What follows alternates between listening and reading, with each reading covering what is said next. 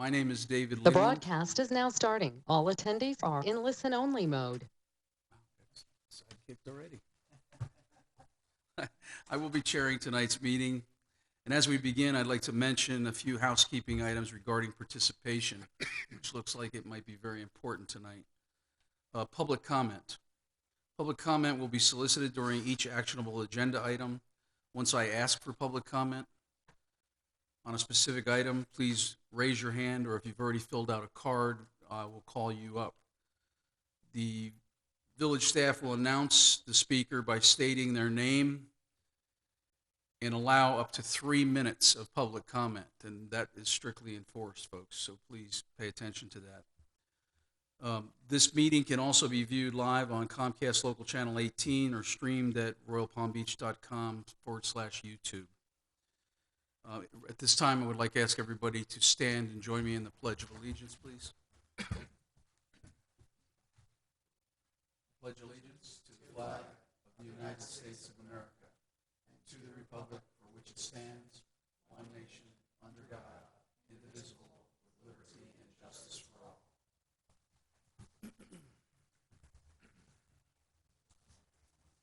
Christina, would you do roll call, please?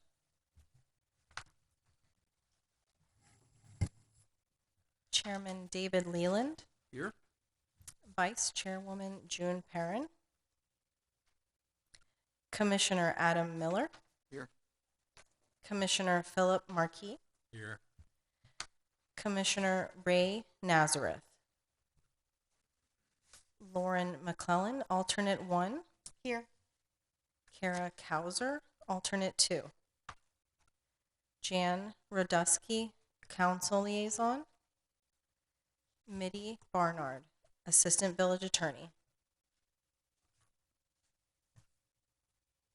Okay, first thing we have to do is get an approval of our minutes from our January 10th meeting. I move that we approve the minutes as submitted. I'll second. All those in favor? Aye. Minutes are approved. Okay, first item on the agenda tonight is application number 22-180 AAR, Ponce de Leon Office Park exterior building painting. The applicant, Michael M. Orami, is requesting architectural approval for exterior paint for the property located at 11337 Okeechobee Boulevard. Mitty? Thank you. Do we have an applicant present? Can you go to the podium, sir, and, or excuse me, the counter there? Can you state your name for the record? John Lally. Thank you, sir. Can you raise your right hand, and I'll also swear you and Josu at the same time. This is a quasi-judicial proceeding. Do you both swear or affirm to tell the truth, the whole truth, and nothing but the truth? I do. Thank you. And sir, is that light on in front of you on that microphone? Yes, it is. Very good, thank you. And I'll turn back to the Planning and Zoning Board and ask for ex parte disclosures on this item. No. Okay, thank you. Bradford/Joe Sue this week. Go ahead. Good evening, Josu Ledger with the Planning and Engineering Department. For the record, the applicant Michael Barami is requesting architectural approval in order to paint the exterior walls of an existing building for a property located at 10115 Southern Boulevard, shown in red here in the slides. This slide illustrates the existing building in current color. This slide illustrates the proposed color, simple, which is Lily White 2128-70. Staff is recommending approval of application number 22-180 as submitted.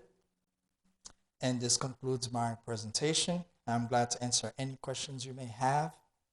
If not, I'll turn it over back to you, Chairman. Are we talking the correct address? You just said it was Southern Boulevard. It actually is supposed to be 11337 Okeechobee Boulevard. I think that was just a typographical error, but thank you for the correction. Thank you for that. And sir, do you have a presentation for us, or? Actually, I apologize. I do not. I represent the building. I leased it for Dr. and Mrs. Marami, and they couldn't be here tonight. They asked me to come. So To answer questions? to answer any questions, but I do not have a prepared presentation. Okay. All right, then we'll go to the commissioners. No. No questions? Adam, No questions. I have no questions. doesn't it make it easy on me tonight? Yeah. All right, well, can I get a motion to approve or disapprove? Yeah, we could take public comment from sorry. both the audience and also from the I was trying to computer. do that. Thank you. Do we have any other public comment on this item? No? Okay. I'll make a motion, we approve application 22-180. Second? Seconded. All in favor? Aye. All opposed? Motion carries. Thank you. You got a short evening. Yes. Go back to the Wildcats football game. There Hope they you go. win. Thank you, guys. Okay, next item on the agenda is application number 22-171, AAR, Extra Space Storage Monument Sign. The applicant, Art Sign Company, on behalf of MHC 127 Palm Beach, Florida, LLC, is requesting architectural and aesthetic review for a sign face change of an existing monument sign and to install a new wall sign for a property located at 10200 Fox Trail Road South. Thank you, ma'am. Could you state your name for the record? Melissa Weatherwax. Thank you, ma'am. Could you raise your right hand for me? I'll swear you in. Do you swear affirm to tell the truth, the whole truth, and nothing but the truth? I do. Thank you. And I'll turn back to the Planning and Zoning Commission and ask for ex parte disclosures on this item. No. No. Thank you. Josu?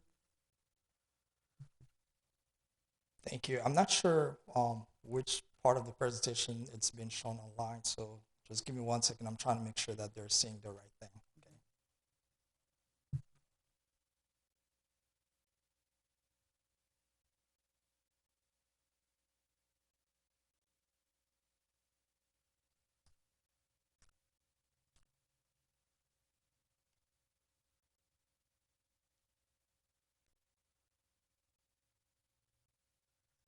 You trying to make it bigger?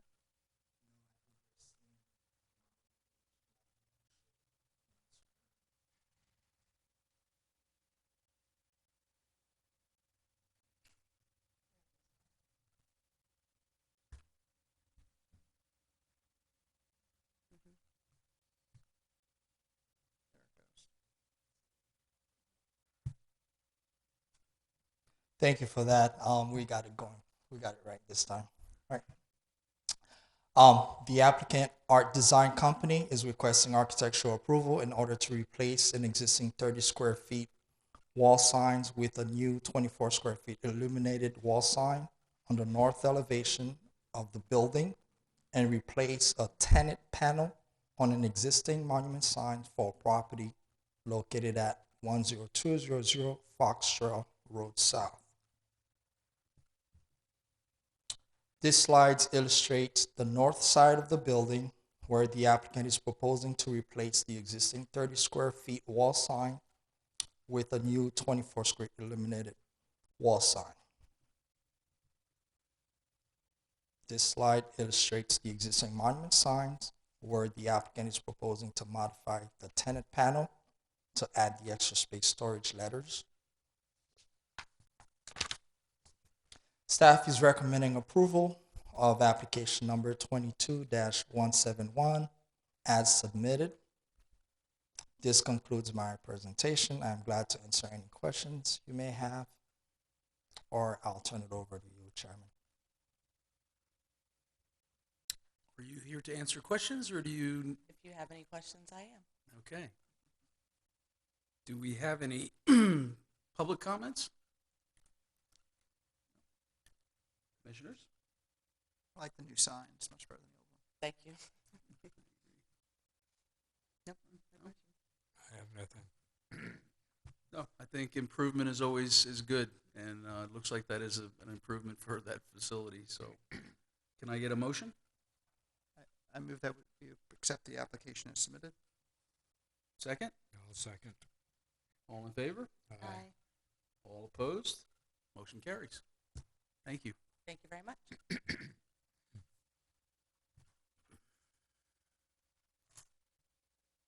Next item on the agenda is application number 22-128, PVAR, Starbucks at Village Center. The applicant, Insight Studio, on behalf of Investment Equity Group, is requesting a parking variance from section 23-512Q to provide 17 parking spaces where village code requires 42, a variance of 25 spaces for a property located at 11710 Okeechobee Boulevard.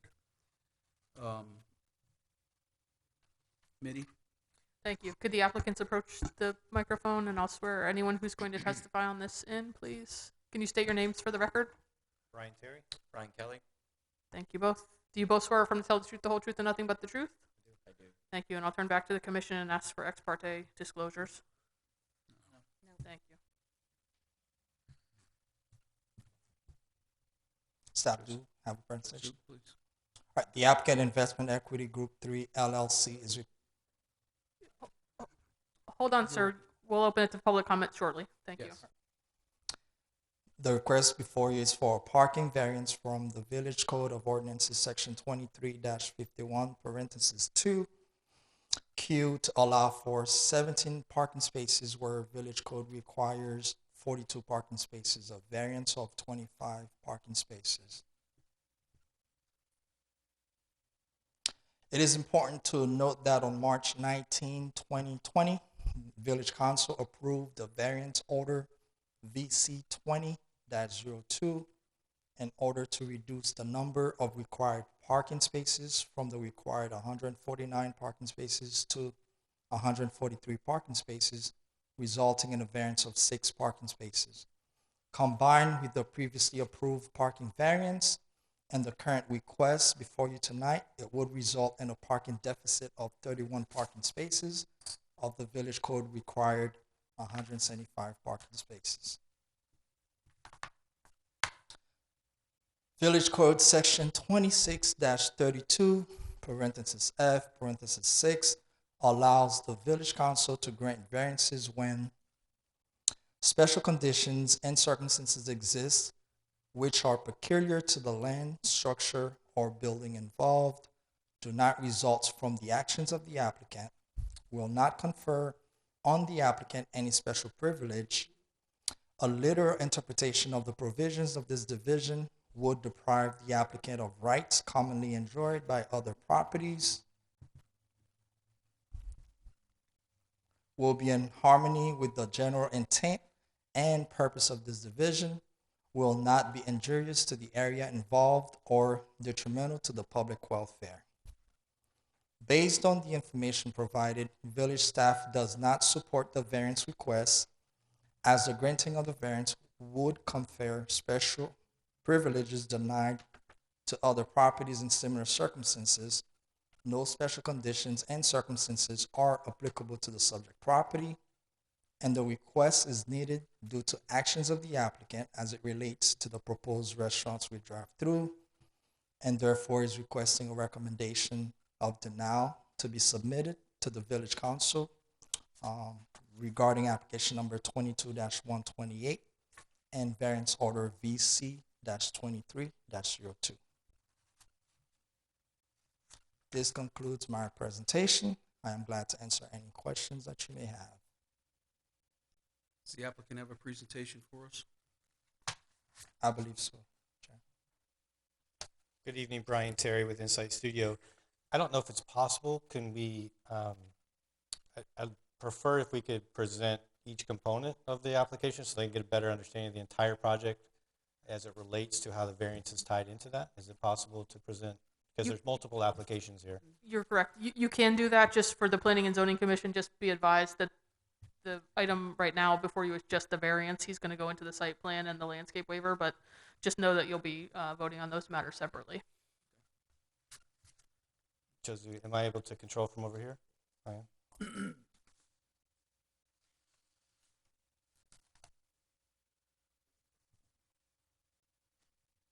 Oh, I see.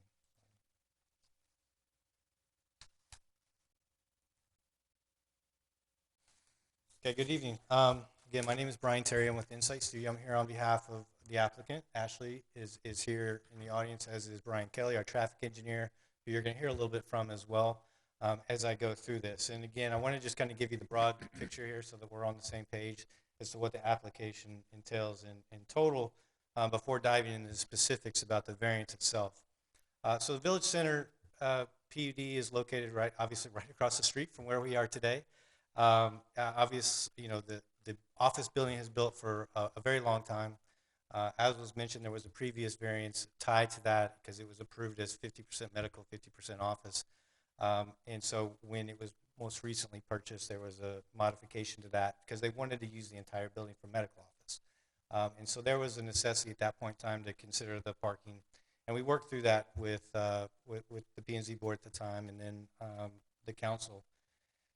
What we're talking about this evening is really, there's 3 specific parcels that make up this development. We're talking about parcel 3, which is the undeveloped pad that's sitting out facing Okeechobee Boulevard. It's undeveloped. It was approved for a bank. You've got the 2-story building here to the right. Again, the medical office, and then the empty pad that's on the south end, which was approved for a bank. So again, kind of looking here is the approved plan that was modified most recently in relation to some modifications that were done for the medical office when it was converted to completely medical office. And so essentially what you have here is a development plan that is, again, this is the bank parcel that we're talking about. So we're talking about converting that from a drive-through bank to a drive-through Starbucks to be in that location. So the building itself for a bank was significantly larger, and you can see it had 2 lanes of a drive-through that we're now replacing with a smaller footprint. So as was mentioned, we have multiple applications here. We have the site plan amendment, we have a parking variance, we have a landscape waiver. I know you have to take those motions one at a time, but I'll try to touch on them as I go so you can, again, kind of know when I'm transitioning. You know this probably the site much better than I probably do, living here, being residents in the community. But these are the site photographs that you see. This was taken actually this morning. That would be typically what might be considered a peak hour time. As you can see, it's pretty sparsely parked at even this morning from different directions, really looking towards the property that we're speaking to tonight. This is an overlay that shows a quick rendering of how the new building sits in the location of where the bank was, how the drive-through lanes work around the back of the building with a bypass lane and parking on the west side, a bypass that loops around the back and ties back into this front drive aisle. So what we're doing is we're modifying that. There were by doing this, we removed some of the parking spaces that to allow for the consistent circulation and making sure that we have adequate stacking for the Starbucks use that goes around the site. You can see it's still all interconnected. We're not creating any impediment to the cross-access that is implied and exists for all the uses on the property. So again, they all have cross-access, they all have cross-parking, and that is going to remain in this development plan. Again, kind of a closer look, zooming in a little bit, you have the 2,200 and change drive-through restaurant. We have a small outdoor seating area of almost 300 square feet. Accommodates about 8 different outdoor seating areas. And like I said, as you can see, very long stacking around the entire length of the building itself with a bypass around the entire thing as well. We've relocated some dumpsters where they originally proposed back in this location. We've moved them now over into this location. But really keeping, again, trying to keep the context and the connectivity across the entire property.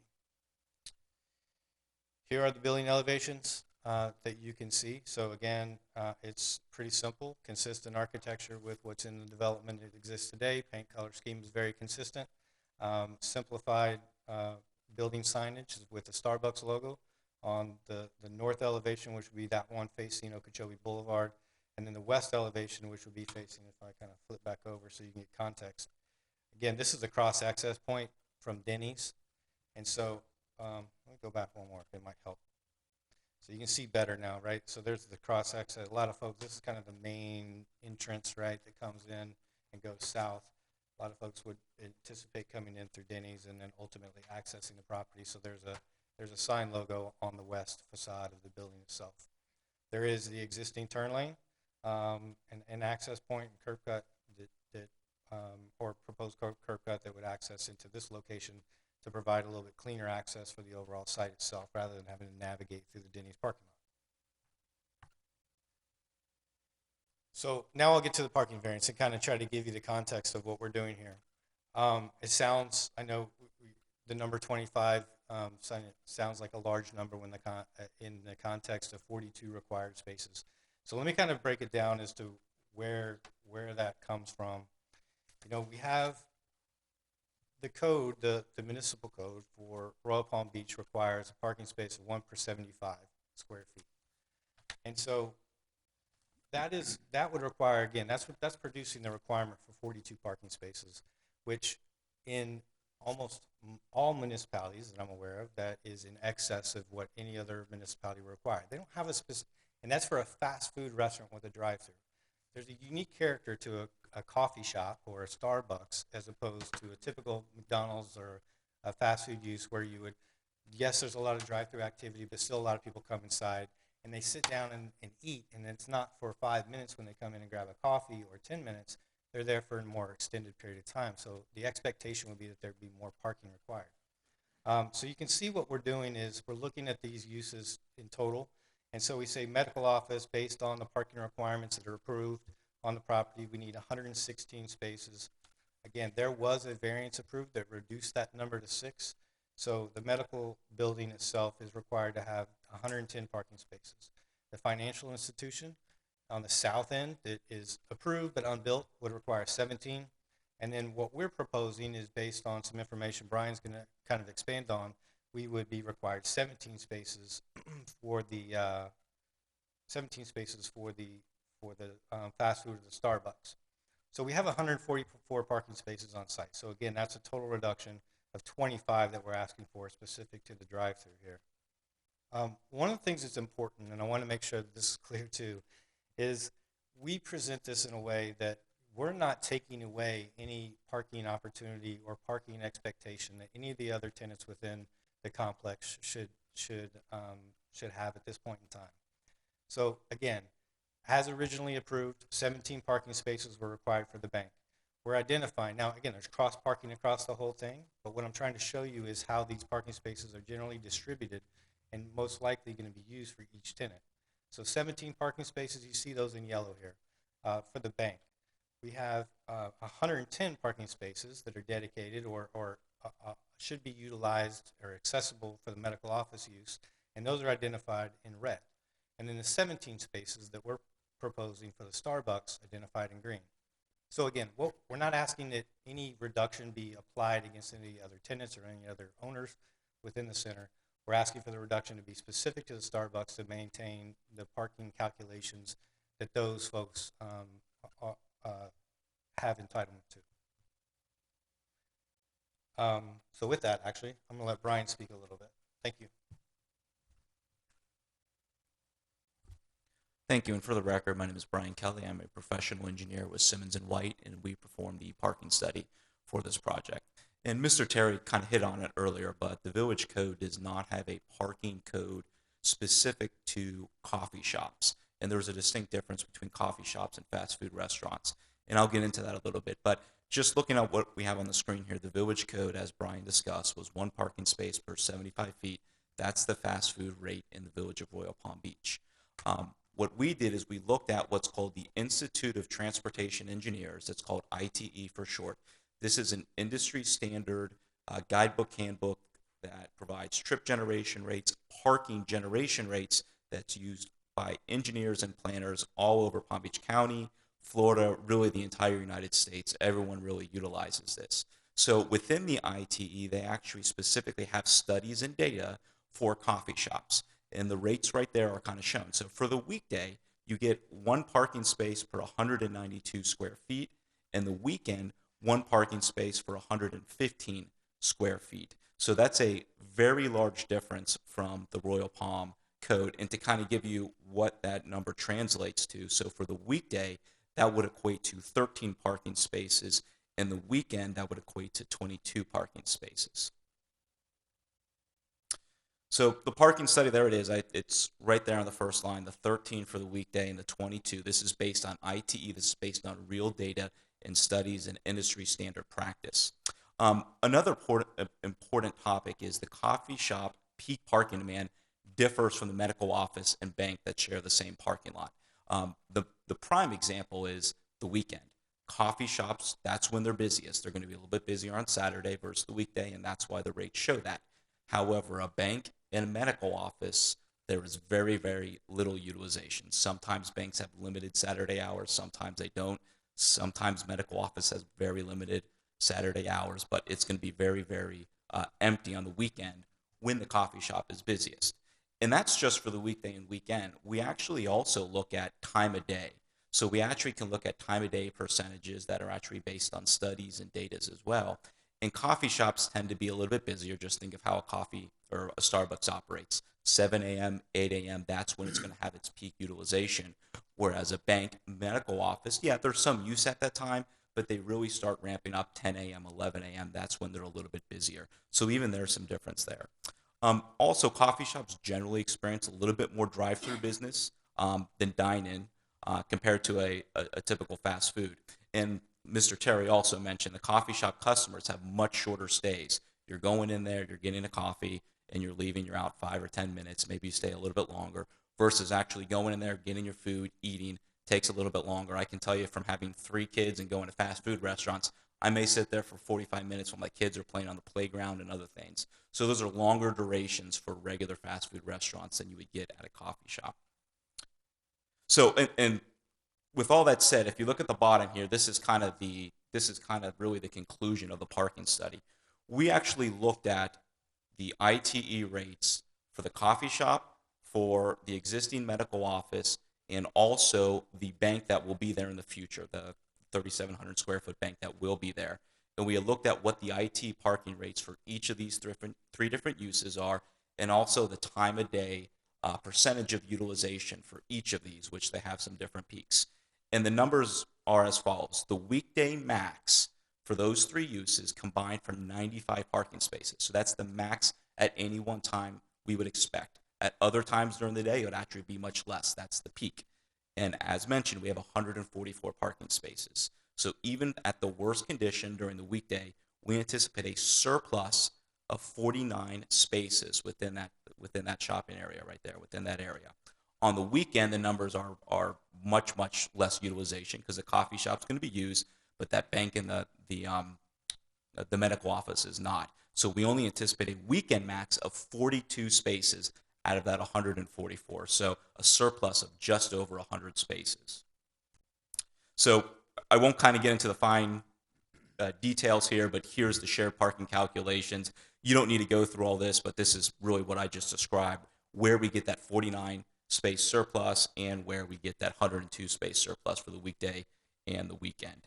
And so here's the conclusion of the parking demand statement. I really described it.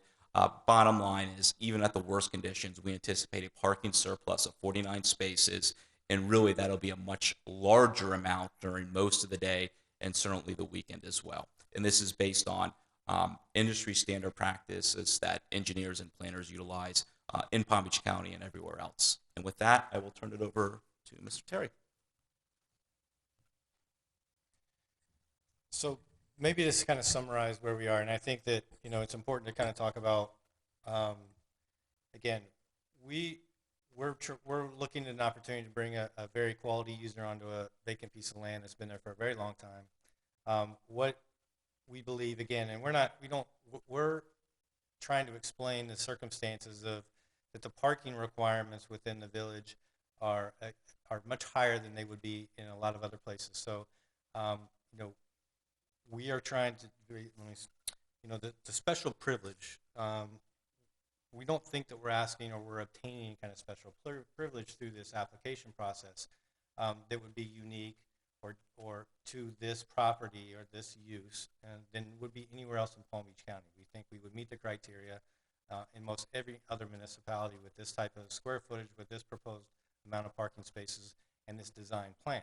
So we're looking for something that's equivalent to what could be done in most all other locations. And I can pause here if you like before we talk about the landscape waiver, or I can continue forward. No, we need to do each item individually. So you'd like me to pause? Yes. Okay. So by all means, please, any questions that you have, be happy to answer them. Commissioners, do you have any questions for the presenter? I'll hold my questions after we hear the public speakers. No, thank you. I see, I have a question real quick. Oh, go, Sorry. please. How many seats are in the restaurant? I might have missed it in all this. Yeah, there's actually not a seat layout in the architectural floor plan, but we wouldn't, I mean, a typical Starbucks has approximately 25 spaces interior. We have 8 in addition on the exterior, so what is that, 32? Okay. 33 total. Thank you. Okay, now we'll get our public comment. I'd like to ask Thomas, you to come up first, please. Over here.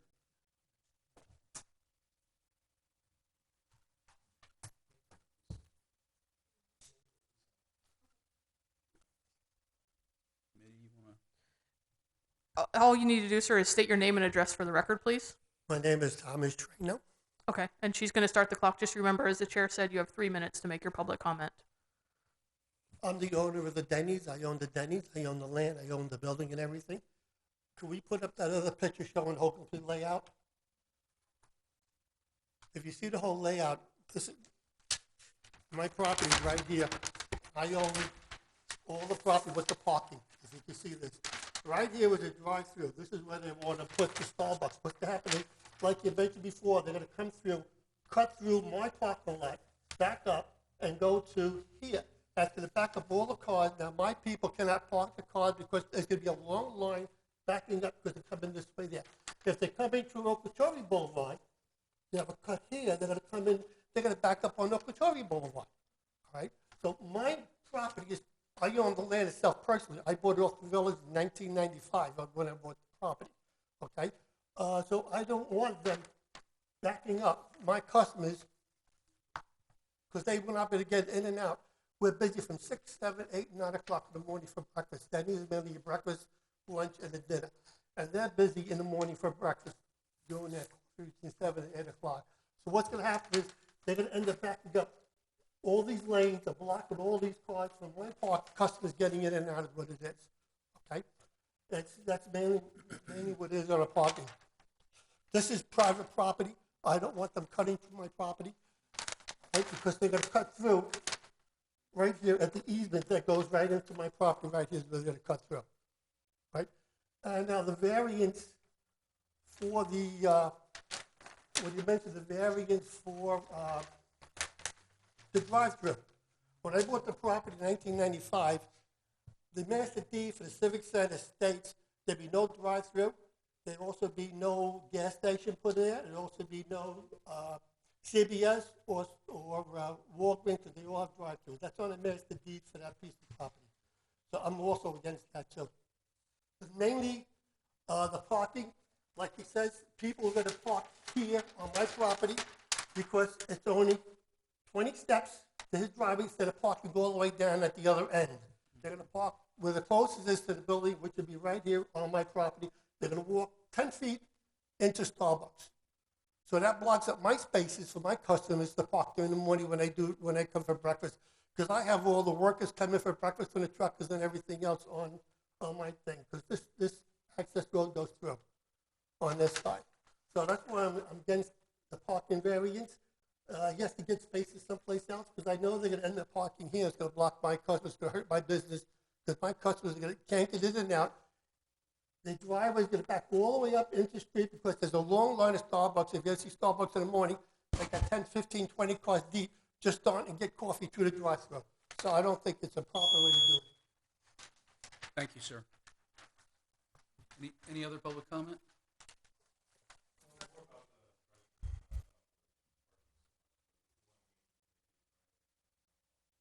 Okay. No other public comment? Thank you. Just if I may, while he is going back to his seat, and the applicant can certainly respond to anything as well, but as it relates to the comment about the restrictions on the property not allowing a drive-through, the village council did modify the controlling agreement so that is allowed there now. The village has that authority under the documents. As was already indicated, there are cross-access and cross-parking agreements. The site was originally developed to allow for access through various entryways to gain access. So I just want the commission to understand that there is a cross-access agreement, cross-access parking that's provided for because of the way the site was originally developed. And Mr. Terry, feel free if there's anything else you'd like to add. No, that touched on the things I was going to address. I mean, again, I think that I think I misspoke when I was saying that this access was potentially new. This driveway entrance exists today. If you can see the one that really comes into the center of the property off of Okeechobee Boulevard. We certainly anticipate, oh, was I supposed to?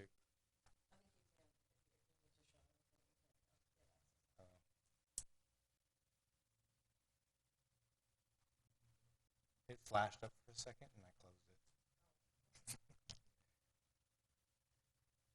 it. The point being is that, I do understand his concern that, people coming through his property and access, but again, there is a cross-access agreement in place. It's always anticipated that be the case, that there be connectivity through those two development parcels. But we really do expect that the majority, the easiest access is going to be to this Starbucks is going to be from the access point on Okeechobee, not west of the Denny's location. You'll be in the right-hand lane. You'll get into a decel lane. You'll be able to turn directly into the property and then move into the drive-through lane. It's the most convenient path. And as we all know, we're always looking for the most convenient path rather than navigating through the Denny's parking lot to get to the location. Yeah, if I could just flash it up there. Thank you. So again, this is the access point that I was speaking to, this location here. Rather than working your way through Denny's parking lot coming in from this direction, the easiest path of access is going to be from coming on Okeechobee. You're going to come into the decel lane, then you're going to be able to move into the parking lot from this side and then navigate around. Thank you. Okay, no further public comments, commissioners. Adam? I have a question for staff. I think it was Mr. Terry mentioned, or the other Brian, I'm sorry. Just two Brians, okay. That in other municipalities they have guidelines for coffee shops that are lower than restaurants. Is that true? That's just want to hear from our staff about that. Although each municipality has their own requirements, regulations in terms of property developments, within our code we have specific guidelines for restaurants we drive through, and Starbucks is considered a restaurant we drive through. It's categorized under that category, so the parking requirements are solely reflecting that regulation. I understand, but do other bigger municipalities have a separate? It may be so. Other municipalities does have, or the differentiation between coffee shops versus full-on restaurants, but at the end of the day, we're bounded by what's in our code. And I understand. Yeah, I'm just trying to confirm what they said. So, okay, thank you.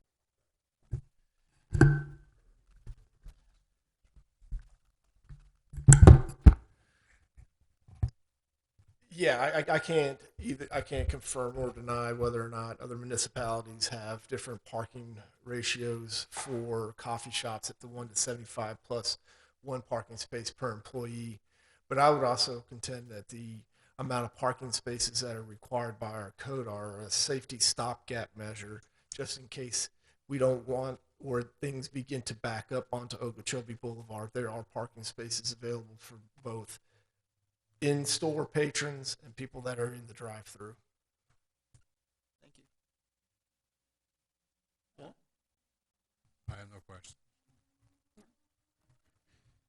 I do understand the concern of the gentleman at the Denny's, because you guys' rush hours are going to be approximately the same time in the morning.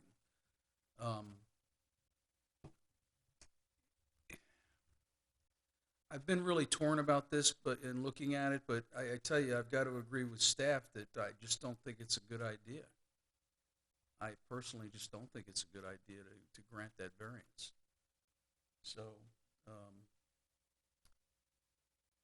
are we ready to make a motion for or against it? And just a reminder, as the commission is further thinking about this, Josu, can you put your variance criteria? So to Mr. Miller's point, whether other jurisdictions have more or less stringent parking codes doesn't have anything necessary, and I mean this in the most respectful way. The variance criteria are what you're to be evaluating this on. So I think to Bradford's point, our code is structured the way it is for a reason. Just remember that he's going to put the variance criteria back up, but your job tonight is to evaluate the application against those criteria and see if the applicant has met his burden to prove and satisfy each of those criteria. So you've heard the presentation by staff, you've heard the presentation by the applicant. If you want him to clarify any of the criteria or give you additional information, now is the time to do that. But and also just remember, as I usually tell you in variance applications, the granting of one variance has no bearing on another. So if tomorrow the vacant lot to the south comes through with the variance application and wants another variance, if you approve the variance tonight, that does not set precedent for any future variances, even if the circumstances are nearly identical. But just remember that the criteria are what are driving your decision tonight. Okay, with that said, would anyone like to make a motion for approval or denial?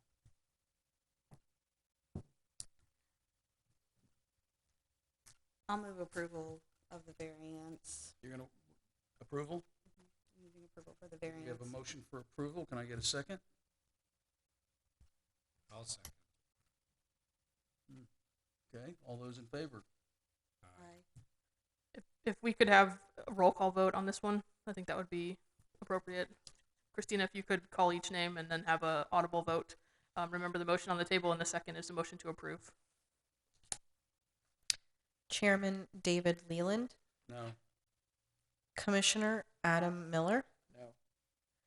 Commissioner Philip Marquis, Yes. Lauren McClellan, alternate 1. Yes.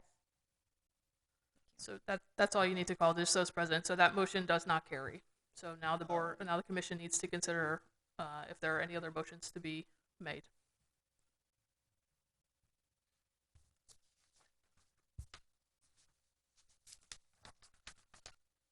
Okay, on to the next item. Mr. Chair, this item has not been acted upon. We need to entertain other motions. I'm sorry? The applicant has an application before you. That motion failed because there was not a majority vote. So now you need to entertain any other motions to be made by the commission. Do we have any other motions? Thought we did that. I think the vote's going to be the same, but I'll make the motion. I make the motion that we do not approve application number 22-128 as submitted. So just for the record, the motion is to deny the application as submitted. Thank you. Is there a second to that motion? Second. Again, if we could have roll call, please. Chairman David Leland, Yes. Commissioner Adam Miller, Yes. Commissioner Philip Marquis, No. Lauren McClellan, alternate 1. No. Chair, can I make a comment? Sure. So can we give feedback for maybe them to come back, looking at the parking variances and the traffic flow? I'm wondering if they make some changes to the traffic flow and maybe increase their parking spots. I don't know how, but possibly would get closer to our village code. Would it be possible for me to comment? Yes, sir. Go ahead. So I think that, again, talking about the site plan itself, we have multiple applications in front of you. Obviously, they're all intertwined here. But I think that one of the comments that really we need to talk about, and I think that the safety comment is one that is sort of apparent. And I think the projection is that, the parking, the amount of parking spaces that are being required within the code accounts for and mitigates some potential of stacking and items that for those who maybe would be in a queue would then go park and then come inside. One of the things that, again, there is a stopgap, if you've noticed it in the conditions of approval that are related to the site plan, is something that we worked out directly with the city engineer, a condition that requires that if there's any type of prolonged or extended queuing, that creates problems potentially backing up to Okeechobee Boulevard, that there is provisions in place within the condition that the village can enforce upon us to either close the entrance, modify the operations, do things to mitigate for that potential occurrence. So again, we did talk about this at length, I think, and we worked to try to maximize the parking spaces that are functional and usable and good for the overall site. Again, while the truth is that the parking requirement and the existing condition and the uses, as you heard from our traffic engineer, we're not going to see this parking lot utilized to its full extent, even under the proposed plan that we have in front of you. So we're going to be adding parking spaces and trying to make the site even more condensed in an effort to add spaces that likely are not going to be used. Understanding,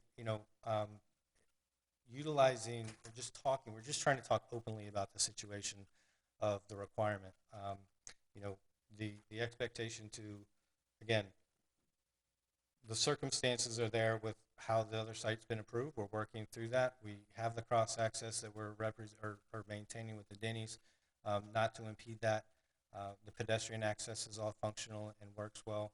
We're working to make sure we meet the landscape requirements. We're working to make sure we meet the components. We felt like, frankly, that the parking situation is the one that is least consistent with the potential to develop this property in a responsible and good manner. And so that's the path we chose. So again, I think the plan is consistent with the expectations, good planning, good quality development throughout the entire county from my 25 years of experience doing just this. Thank you.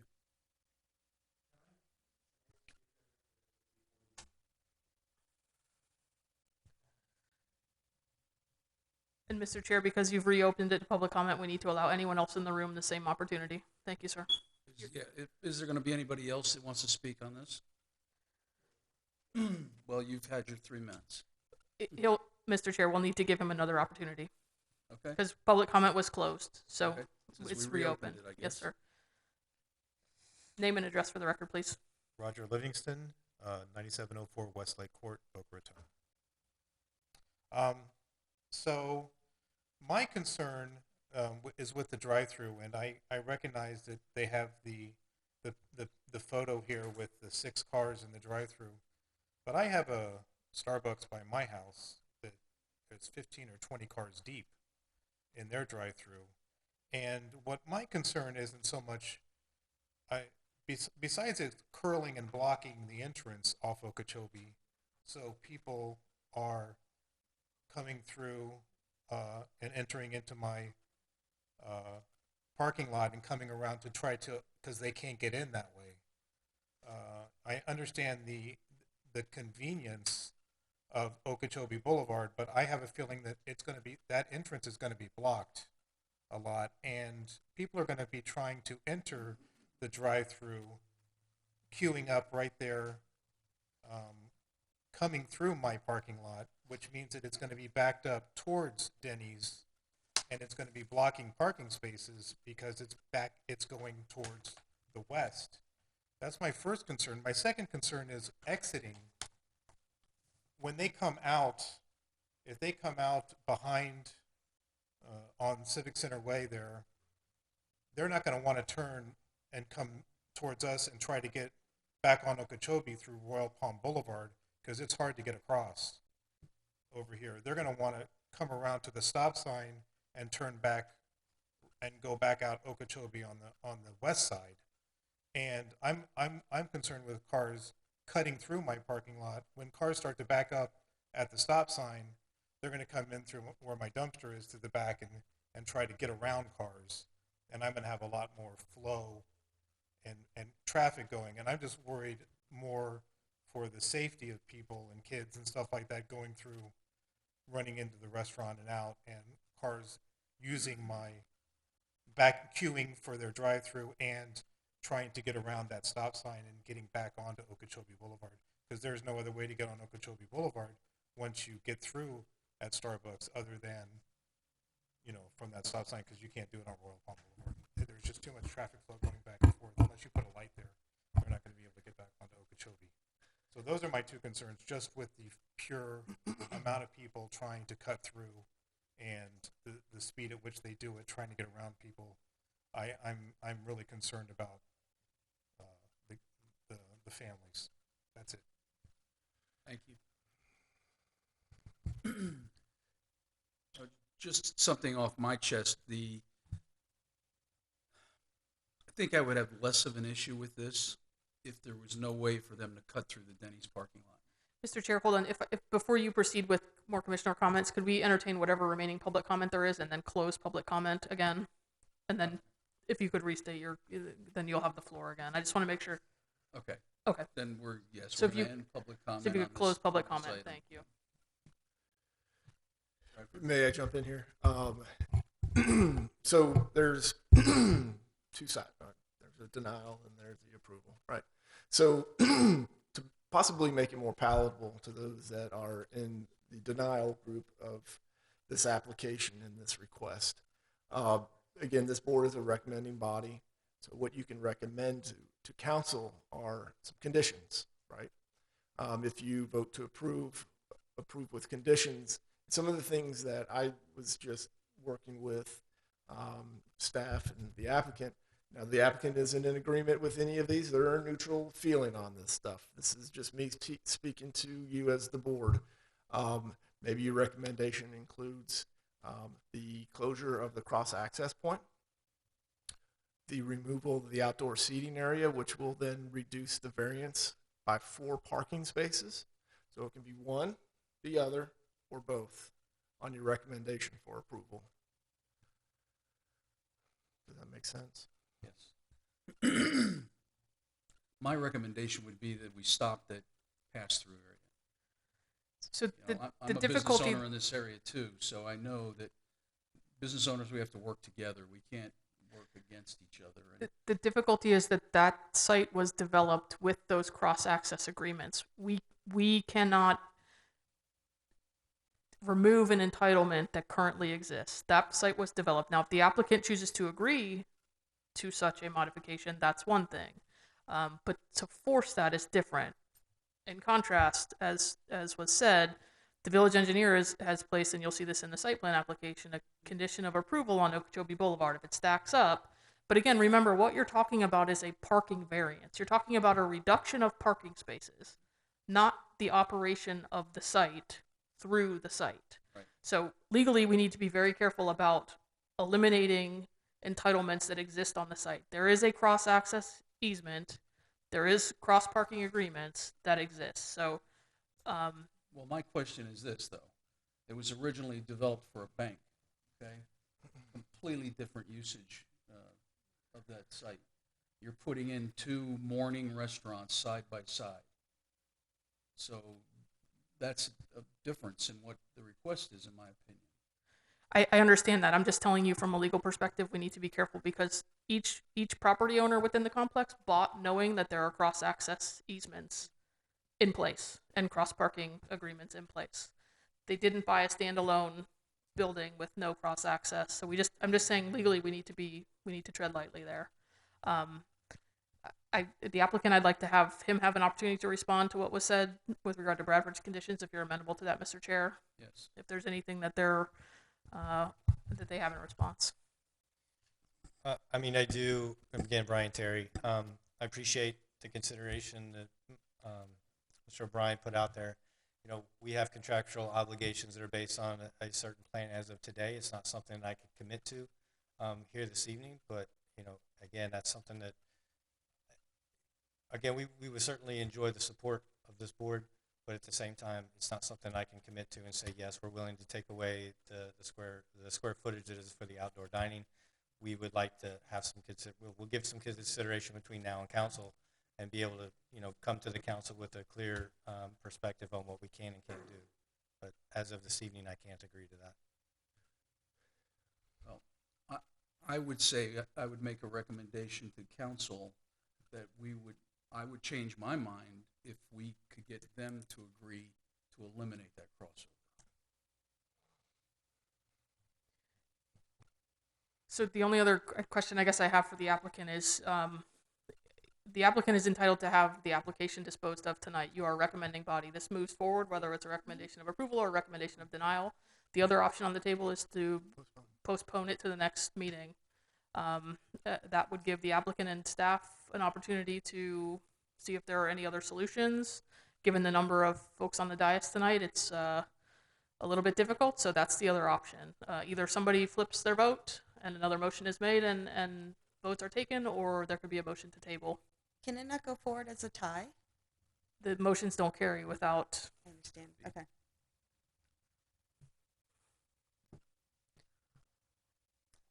I would say we postpone it, allowing the applicant to reconsider that cross-through, because I think that's the biggest problem our Denny's owner has with this. And I kind of agree with them that if things get backed up on Okeechobee, people are going to cut through his parking lot.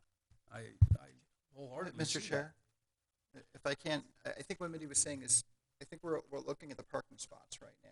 You know, my issue is that it's 25 less parking spots, right? That's why I was asking those questions. Like, that's the issue, Yeah, right? I think it's You going know, to affect the it's partner business. It's the rule that keeps Royal Palm Beach the way Royal Palm Beach is, right?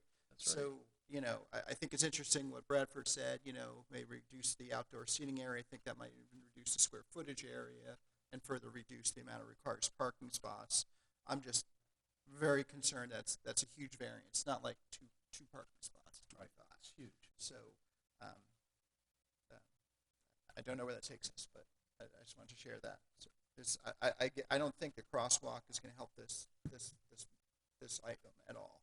This is only about the parking.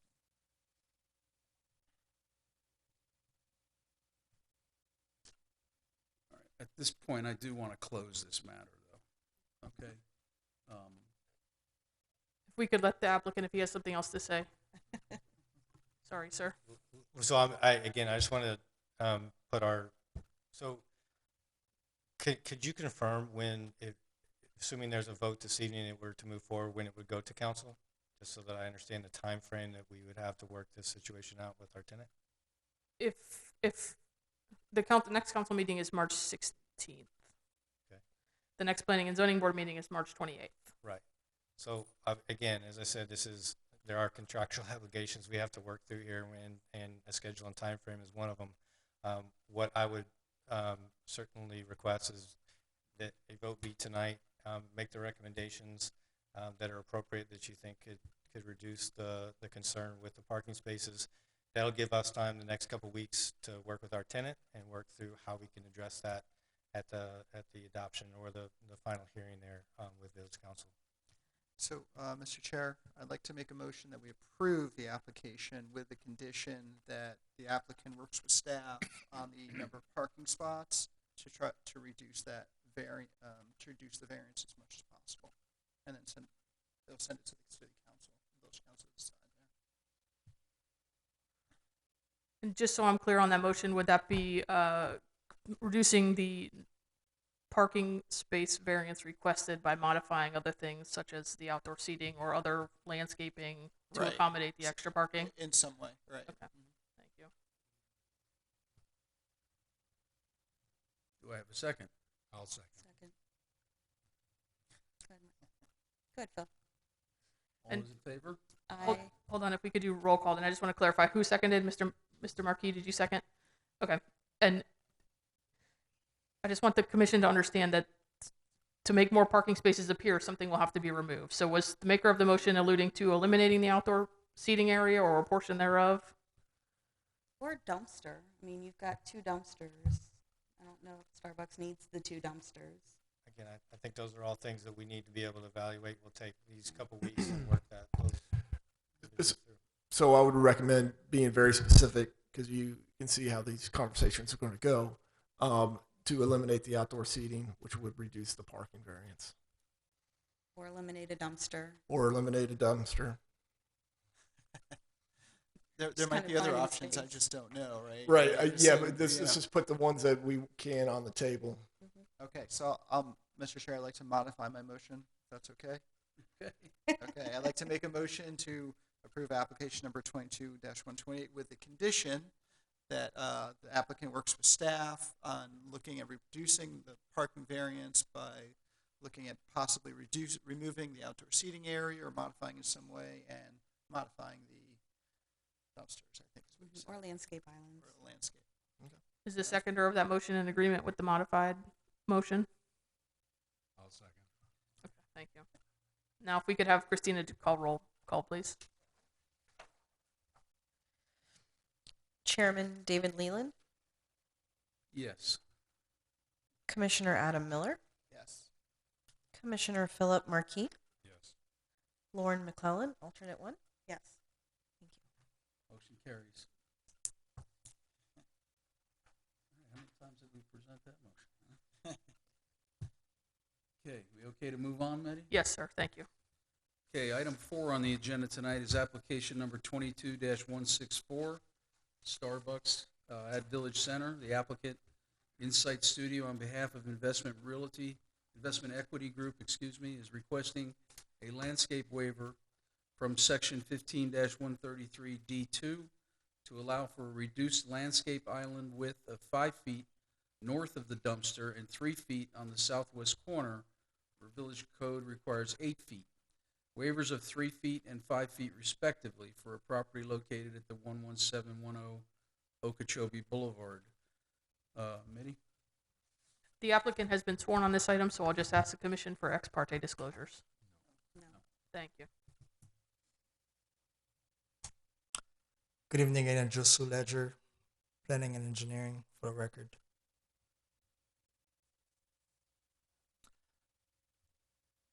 The chairman read the request onto the record already, so which is a landscape waiver from Village Code Section 15-133, parenthesis D, parenthesis 2, to allow for reduced landscape island width of 5 feet north of the dumpster and 3 feet on the southwest corner of the site where Village Code requires 8 feet. This slide illustrates the affected area on the site plan where the applicant is requesting the landscape waiver from the code section 15-133D2. Staff requests a recommendation of approval to be submitted to the Village Council regarding application 22-164 and landscape waiver number 23-01. This concludes my presentation. I'm glad to answer any questions that you may have. Thank you. You're going to be hoarse by the end of the night. I keep this very brief. Again, Brian Terry on behalf of the applicant.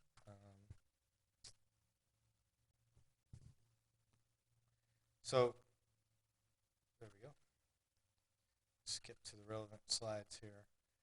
As Mr. Ledger indicated, really we have these 2 terminal island locations that we're looking at that we're requesting the waiver from. Again, the point is this one on the south end down here in this location here. In context, this is directly adjacent to the retention pond and open green space that's there just south of it. So really we're kind of confined by this parcel line that is right in that location. But in reality, there's this expansive amount of green space to the south of it. And we're still able to put the required shrubs. We're able to put the required terminal island tree. So we're able to provide that in the location. Where we're pinched is right here in the corner where the curb goes to the property line, which falls less than the 8 feet requirement. But we're in excess of that 8 feet as you come to this end. So it's kind of semantics of where you measure from. But the reality is that is where the waiver requirement is being measured from, is this corner of that curb, as opposed to the midpoint and, or for that case, this point of the curb. So, and then same thing is happening on the island here, adjacent to the northern dumpster. There's 2 dumpsters, as was indicated. This is the northern dumpster, and again, we're able to provide for the tree. We're able to adequately landscape and then screen the dumpster itself. And again, it's a function of the measurement of the terminal island in this location as opposed to the depth that it becomes at this end of the terminal island. So that's how the waiver request has come forward. So we certainly would hope you support both of those requests. Thank you. Thanks. Do we have any public comment on this item? No. Okay, then I go to our commissioners. Any questions or comments? No, sir. I have nothing. Okay, can we get a motion? I move that we approve application number 22-164 as submitted. Second. All in favor? Aye. Opposed? Motion carries. Okay, next item. Application number 22-127, SPM SEAAR. Starbucks at Village Center. The applicant, Insight Studio, on behalf of Investment Equity Group, is requesting site plan modification approval to reconfigure the site plan to allow for a 2,221 square foot restaurant with outdoor seating. Special exception approval to allow for a restaurant with a drive-through within the general commercial zoning district, and architectural approval for the structure and associated parking and landscaping for a property located at 11710 Okeechobee Boulevard. Thank you, Mr. Chair. Again, the applicant has been sworn, so I'll just ask for ex parte disclosures on this item. No. Thank you. Staff does have a presentation. The applicant is seeking a site plan modification, special exception use, and architectural approval to allow a restaurant with drive-through for a property located at 11710 Okeechobee Boulevard within the Village Center. This slide illustrates the site plan, which the intent to develop the site plan, obviously, as stated before, is for a Starbucks coffee shop. The proposed Starbucks will be approximately a total of 2,519 square feet, which includes 2,221 square feet of indoor space and 298 square feet of outdoor sitting area. The site is zoned general commercial, and a restaurant with drive-through is listed as a special exception use in the general commercial zoning district at section 26-89, parenthesis 3. The applicant is also requesting architectural and aesthetic review approval for the new building and the outdoor seating area. As indicated on the site plan, access to the property will be from Okeechobee Boulevard to the north and Civic Center Way to the west. The site will contain one stacking lane, and the required bypass lane will be provided.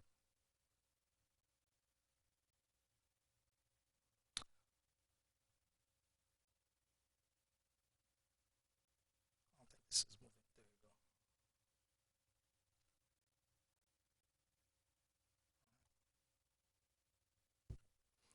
This slide illustrates the proposed north and west elevations. This slide illustrates the proposed south and east elevations. And reviewing the proposed special exception, village staff considered compatibility with adjacent land use, consistency with the village comprehensive plan, and conformance with the village development standards for general commercial zoning districts.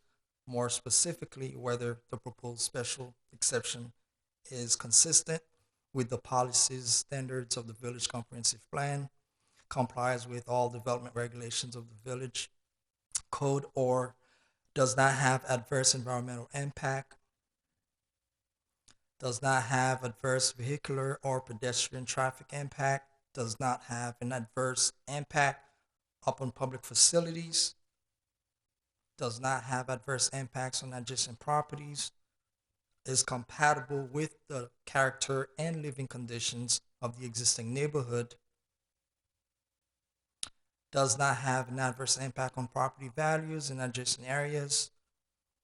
The proposed special exception is not a deterrent to the improvement or development of adjacent property.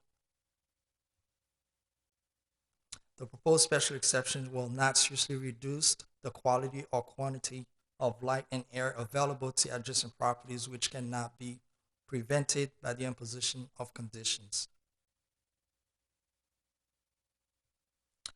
Staff requests a recommendation of approval to be submitted to Village Council regarding application number 22-127 and resolution number 23-01, subject to the site-specific conditions especially condition C identified in the staff report, which state the proposed driveway entrance is located on Okeechobee Boulevard.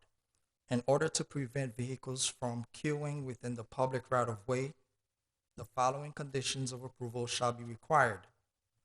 If during a 365-day period from more than 10 independent safety incidents occur, Starbucks shall be required to modify operations up to and including closing the drive-through in an effort to eliminate future safety incidents.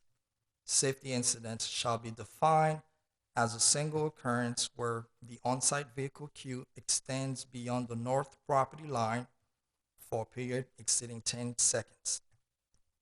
Stage protests, traffic accidents, and village council approved special events shall not be counted as a safety incident. Also, safety incidents shall not be counted during the first 30 calendar days that Starbucks is open for business in order to allow for a grand opening. Also, this recommendation of approval is subject to council approval of parking variance application number 22-198 and landscape waiver application number 26-146. This concludes my presentation. If you have any questions, I can answer. Back again. Brian Terry, Insight Studio. I don't need to do a presentation unless there's something specifically you would like to look at with the site plan or the architectural elevations. Commissioners? Okay. Public comment.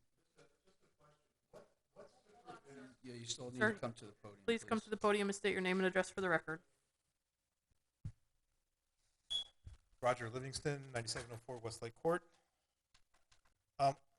What is to prevent or to stop it from the line, the drive-through line, from a zipper effect happening where cars that are coming off Okeechobee into the line and cars that are coming through the Denny's, cutting through the Denny's to the line, which is right next to the Denny's. So now you have the zipper effect where they're waiting there and backing up in both directions. And once they're crossing over into, again, they're going to be parked waiting to get into the drive-through to order.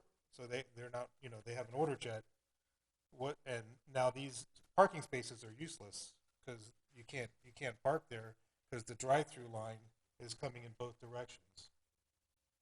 So what's to prevent that zipper effect from happening as people decide I can cut all these people that are coming off Okeechobee by coming on Civic Center Way and cutting through and getting into the line at that point.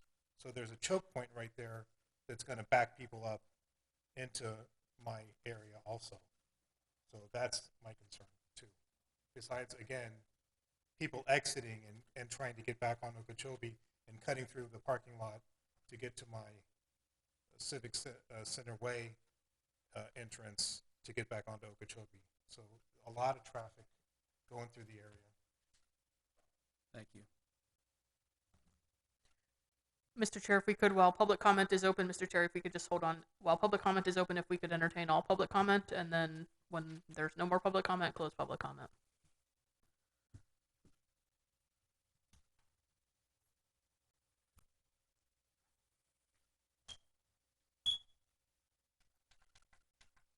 Thomas Trino.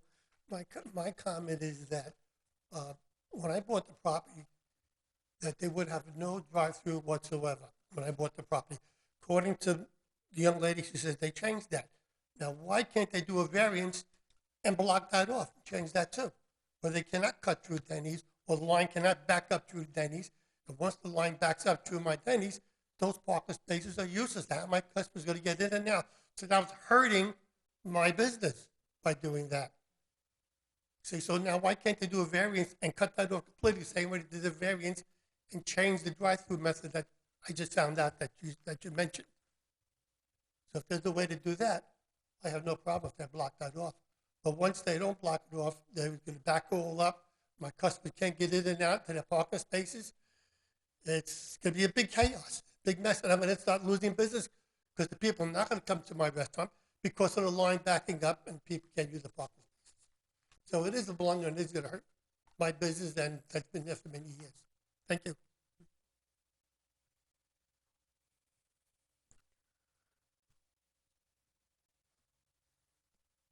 Mr. Chair, if you could solicit any other public comment, and if there is none, then you can close the floor to public comment, and we can hear from the applicant after that. Yeah.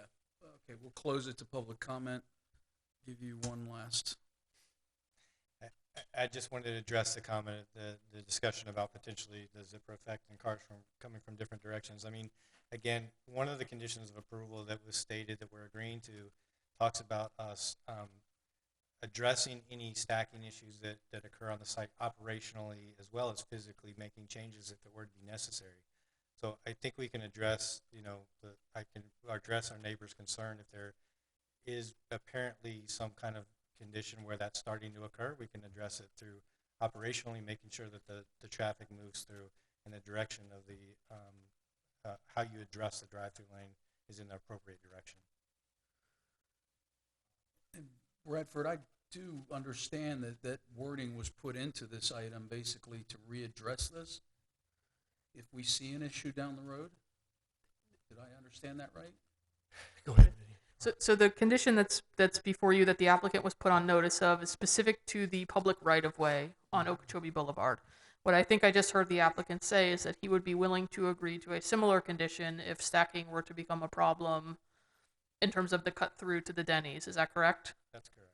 Okay, so if the Planning and Zoning Commission is amenable to approving the application, the second condition could be added that mimics that language with regard to there being a problem as it relates to the cross-through and the cross-access to the Denny's site. Discussion? Adam? Yeah, first off, I'd like to applaud staff and the applicant for putting the safety feature in for Okeechobee Boulevard. I'll definitely be looking at something mimicking in the parking area. I would also highly support the applicant, maybe talking with your neighbors, future neighbors. If you guys are coming in, we like a nice family-friendly neighborhood community here. So highly suggest that, support that. Thank you. We're closed for comment, okay? I have no comment. Can we get a motion? I'll move approval of application number 22-127. I'll second. All in favor? Aye. Opposed? Motion carries. I opposed. I thought we. Oh, okay. And sorry. I mean, I'm the only one opposed. That's fine. Oh, you were opposed. Yeah, I thought we were going to do a motion modified, asking them to do the same safety feature inside the. Sorry, parking lot. as That modified. was already in there. I don't think Yeah. it was in there. That's fine. So as the maker of the motion, did it include both the conditions as stated by staff during the proceeding? That's fine if the applicant agrees. Thank you. Is the seconder of the motion in agreement with that? Okay, so just for the record, the motion was move approval with the two conditions, the one stated in your backup, as well as the additional condition to address the circulation should it become a problem on the cross access to the Denny's. If Mr. Chair, if you could call for a roll call vote on this item, please. Yeah, let's get a, Chairman David Leland, yes. Commissioner Adam Miller, Yes. Commissioner Philip Marquis, Yes. Lauren McClellan, alternate one. Yes. Motion carries. Thank you all for your patience this evening. Thank you. Thank you. Take care. Okay, well, that concludes our planning and zoning meeting tonight. Our next meeting is Tuesday, March 28th. And we will move on to our local planning agency meeting.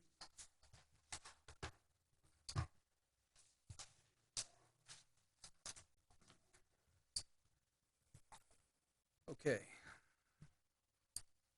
Christine, will you just confirm roll call again? Everyone's here, please. Mr. Chair, if you want to, if for the sake of time, you can just have the record reflect that the same members are still on the Okay. dais. Yeah, let's just show that on the record. Thank then. you, sir. Can I get a motion to approve the minutes from the previous meeting? Move that we approve the minutes from the December 13th meeting. December 13th meeting. I'll second. All in favor? Aye. Approved?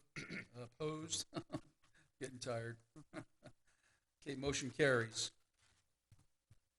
First item on the agenda is ordinance number 1018, proposes to amend the Village Code of Ordinances at section 26-22, definitions, to modify an existing definition and add 3 new definitions, and at section 26-57, accessory uses, buildings and structures, model homes, vehicle auction sales, and electric vehicle charging stations, to clarify the setback requirements for sheds and play structures with design features exceeding 8 feet in height, and add addition regulations for sheds, accessory structures over 150 square feet, and detached private garages.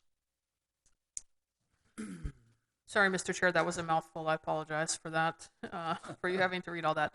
This is ordinance 1018 before you. This is driven, or at the request of Robert Hill, the Community Development Director. This is to address kind of a more recent trend with regard to accessory structures coming in, specifically originated, I think it was a shipping or a cargo container. And people are getting creative, I guess I'll say. So this was to address kind of a unique occurrence within the village, and then also to clarify a portion of the ordinance that addresses play structures and sheds. So this splits up now what's a shed, set square footage limitations for what's a shed versus what is a non-shed or just a regular accessory structure, and also what is a detached garage. Our code was not particularly clear on things that were functioning as a detached garage but may not have been constructed that way. So this is intended to try to deal with sort of what we're seeing within the village and ensure that our code, we can adequately address things that are coming into the village from an aesthetic point of view. I mean, as you all know, you sit through these meetings, you approve architectural criteria at almost all of these applications. So when someone comes in with something that is not intended or not constructed as a typical accessory structure, controlling the aesthetics is a little bit more difficult. So this is to try to make sure that our code squarely contemplates, you know, if something is of a certain size, that it be built in a way that it mimics the architecture of the house, so that we don't have what appears to be a patchwork of buildings on properties. So Have an orange structure with a blue house. exactly, or metal buildings, or things that are not typically intended to be in residential zoning districts. So as with all ordinances, it's strike through underlined, so everything that's underlined is proposed for addition. I'm happy to answer any questions. There were some definitions added, some modifications to the shed to put in square footage limitations, but it's pretty straightforward, but it's to address things that we're seeing in the village. So I'll answer any questions that you have. I think, questions, Lauren? I don't have any questions either. I think hats off to village staff and everyone else. Again, it's like, you know, trying to turn Southern Boulevard into the Vegas Strip. You know, we don't want that either. So can I get a motion? And Mr. Chair, I think the public has deserted us, but if we could just, for the record, make sure we we call for public comments. Do you have any ghost public here? No, Thank you, sir. I move approval for ordinance number 1018. Second, Adam? All in favor? Aye. Opposed? Motion carries. Our last item of the evening, ordinance number 1033, proposed to amend the Village Code of Ordinances at section 23-16, manner of parking vehicles upon streets, public right-of-ways, publicly owned parking spaces, vacant lots and swales, penalties, to clarify the swale parking restrictions within the village, and add additional regulations to address parking of vehicles on publicly owned property. Thank you, Mr. Chair. Again, this was initiated by the Community Development Director. Some minor modifications, but some substantive modifications to, again, address conditions in the village where right-of-ways are being more extensively utilized for multi-vehicle parking as well as overnight parking. So this is to clarify, your code already has a prohibition about parking not in the same direction as traffic.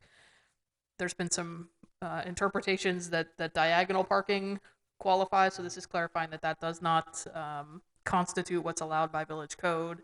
And then again, also limiting the duration of parking in the swales and requiring property owner consent if the person is parking in that adjacent property owner swale, to address again what village staff is seeing in the village and what is originating complaints to the code enforcement department to try to control swale parking essentially. So again, it's strike through underline. I'm happy to answer any questions that you may have. Well, I noticed that we have a lot of people parking in the swales, and they're getting around it by tucking their mirrors in, or they think they are, to not block traffic. And that seems to be an issue on Ponce de Leon. I do see that a lot there. A lot of people parking on lawns, and, you know, this isn't the acreage. So we don't, and does that address this? It does address the biggest portion of this ordinance is if you're going to park on the right of way that's adjacent to private property, that you need to get the owner's consent to do that. As you know, the residents are responsible for maintaining that area, so they mow it. If they want to park there, they should be allowed to park there. And there have been, I guess, a great increase in the frequency of complaints for a lot of vehicles being parked for, in some cases, extended periods of time. So this is trying to address that. Eddie, does this apply in planned unit developments? It would, because all of our codes refer back to Chapter 23. Enforcement gets a little trickier there, I'll say. I will say that the impetus was single family, but I would say the answer technically to your question is yes. Okay. Well, I meant like in like a single family gated community. Because a lot of them already have rules in their HOA docs. No, so this is public rights of way. Okay. So this is village swales, public right of way. Okay, so nothing behind a gate. Correct. Okay, thank you. There, as you say, their HOA documents govern what is allowed and not allowed. Discussion? I think it's a great. Okay, can we get a motion? I move that we approve ordinance number 1033 as proposed. And All in favor? before we call for the vote, I'm sorry, I just want the record to reflect there's still no public in the room. Thank you. Now you can call for the vote, Mr. Chair. I'm sorry. I'm so excited. Okay, so all in favor? Aye. Opposed? Motion carries. And we are officially adjourned.